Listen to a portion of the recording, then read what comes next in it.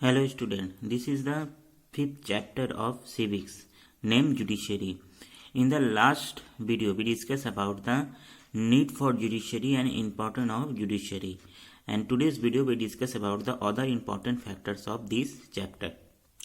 Today's topic is the different branches of legal system, यानी judiciary का मतलब जो हम लोगों ने डिस्कस किया था कि कोर्ट सिस्टम होता है, यानी supreme court, high court, district court. तो इसके हमने इंपॉर्टेंस देखा, फिर हमने उसका नीड भी हम लोग पढ़ा। आज हम लोग देख रहे हैं इसके कितने ब्रांचेस होते हैं, कितने टाइप्स के होते हैं। जैसे दे रहा है, there are many two categories under which the Indian legal system work. This include Indian civil law and criminal law, यानी लॉ यहाँ पर देखेंगे दो टाइप्स के होते हैं, civil law and criminal law. और उसी के आधार पर, उसी के बेस पर जो इसके टाइप्स हैं कोर्ट्स के या ब्रांचेस कह सकते हैं, ये टू टाइप्स होते हैं, civil court and the criminal court. पहले हम लोग देखते हैं सिविल लॉ या civil court. This deal which the all aspect of the infringement of individual rights the includes harms, loss और डैमेज टू इंडिविजुअल और group of individual and deal with the case related to property, family disputes, divorce, tax, rent, etc। यानी इसमें ये देखेंगे वो सब case आते हैं, जैसे कि आप देख सकते हैं किसी के बीच, दो लोगों के बीच कोई विवाद हो, कोई डाइवर्स का केस हो, या टैक्स से रिलेटेड हो, या प्रॉपर्टी या जमीन जायदाद से रिलेटेड कोई मामला हो। तो ये सब जो फैमिली मैटर्स भी होते हैं बहुत बार, तो ये सब जो केसेस हैं, जो जनरल केसेस हैं, वो सब सिविल लॉ में आते हैं, यानी सिविल कोर्ट पे उस पर डिस्कस होता है। क्रिमिनल लॉ, यानी क्रिमिनल लॉ से क्लियर हो रहा है कि क्राइम से रिलेटेड होते हैं। जैसे दे रहा है, law under this category deal with the crime like the robbery, thieves, murder, dowry, etc। यानी ऐसे केस जिसमें पर कोई क्राइम किया गया हो, जैसे कि दे रहा है मर्डर हो सकता है, थीव्स हो सकता है, रॉबरी हो सकता है, ठीक है, जिस पर कि FIR दर्ज किया गया होगा पुलिस के थ्रू, और उसके हिसाब से उसके बेस पर यहाँ पर केस चलता है।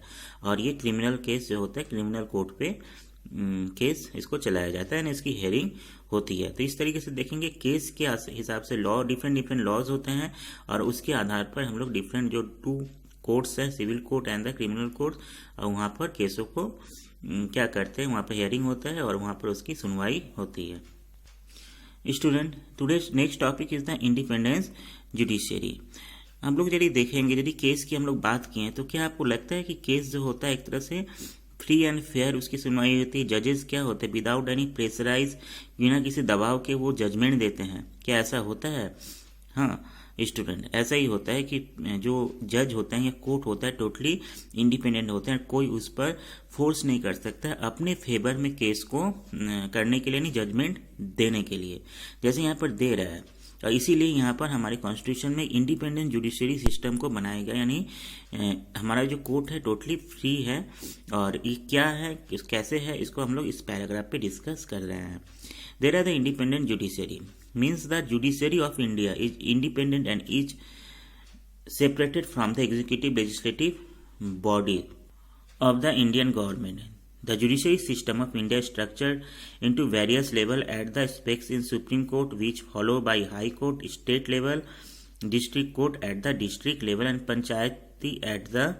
Panchayat at the village level. यानी देखेंगे तो यहाँ इस पैराग्राफ में ये कहा जा रहा है कि इंडिपेंडेंस जुडिशरी का मतलब ये होता है कि हमारे देश में जुडिशरी पर जो है सेपरेट है, जैसे कि एग्जीक्यूटिव लेजिस्लेटिव बॉडी और अदर गवर्नमेंट, जो इंडियन गवर्नमेंट है उस पर कोई फोर्स नहीं कर सकता, उन पर कोई दबाव नहीं बना सकते हैं, ये यानी वो टोटली फ्री हैं और अपने हिसाब से वर्क करते हैं।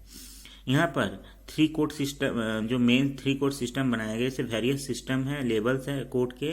जैसे पहले दे रहा है एपेक्स कोर्ट, मतलब सबसे बड़ा कोर्ट, सबसे सीट्स पे सबसे ऊपरी कोर्ट कौन सा है, सुप्रीम कोर्ट है। उसके बाद स्टेट लेवल में हाई कोर्ट है, देन आफ्टर डिस्ट्रिक्ट कोर्ट भी होते हैं, और डिस्ट्रिक्ट कोर्ट के बाद पंचायत लेवल में, गाँव के लेवल में भी, विलेज लेवल में भी कोर्ट होते हैं, ठीक है स्टूडेंट।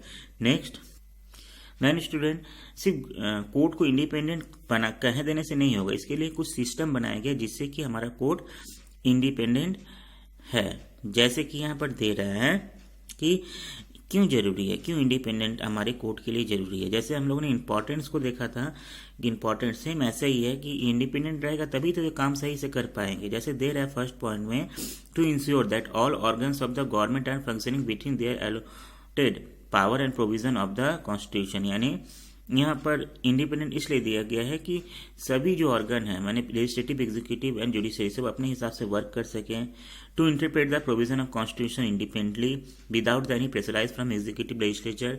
यानी कोर्ट का मेन काम क्या होता है? संविधान को इंटरप्रेट करना, यानी उसको उस पर डिस्कशन करना और उस पर अपना राय देना। तो जब इंडिपेंडेंट रहेगा तभी तो ये अपने हिसाब से वर्क कर पाएंगे। Next, to give justice without fair interference executive legislature, यानी किसी न किसी दबाव के वो अपने हिसाब से जजमेंट दे सके। To protect fundamental right at last finally of the fundamental right जो सिटीजन के होते हैं उसको प्रोटेक्ट करने के लिए भी इंडिपेंडेंस जुडिशरी इंपॉर्टेंस है। इंडिपेंडेंस जुडिशरी के लिए गवर्नमेंट ने डिफरेंट एक्शन लिया, डिफरेंट लॉ बनाया गया है जो हमारे कॉन्स्टिट्यूशन में मेंशन भी है। जैसे दे रहा है the follow have been provide. अब इंडिपेंडेंट जुडिशरी का मतलब मैं फिर से रिपीट कर दूं, इंडिपेंडेंट जुडिशरी का मतलब ये है कि जो कोर्ट होता है वो बिना किसी प्रेशराइज के अपने हिसाब से जजमेंट देता है, फ्री एंड फेयर होकर, यानी बिना किसी डर के, बिना किसी दबाव के। और गवर्नमेंट हो या कोई और अदर कोई पर्सन हो, वो कोर्ट पर या जज पर कोई दबाव नहीं दे सकता कि आप मेरे फेवर में जजमेंट दो। कि क्यों जरूरी है? क्योंकि ये हमारे फंडामेंटल राइट्स को सेव करता है। तो स्टूडेंट, ये कैसे इंडिपेंडेंस है, जुडिशरी इंडिपेंडेंस कैसे है, इसके लिए कुछ नियम भी बनाया गया है कि जुडिशरी को कुछ पावर भी दिया गया है कि आप इंडिपेंडेंस रहो। तो ये कौन कौन से पावर है इसको हम लोग नेक्स्ट पैराग्राफ में डिस्कस करेंगे। जैसे दे रहा है the following have been provided for making the judiciary independent. First, the judge is Supreme Court and High Court appointed by the President on the advice of Prime Minister is consultation with the Chief Justice of Supreme Court. यानी there next is the once appointed is very difficult to remove from the same. यानी जब जज को एक बार appoint करने के बाद उसको हटाना इतना इजी नहीं होता। इसके लिए एक प्रोविज़न बनाया गया हमारे कॉन्स्टिट्यूशन में।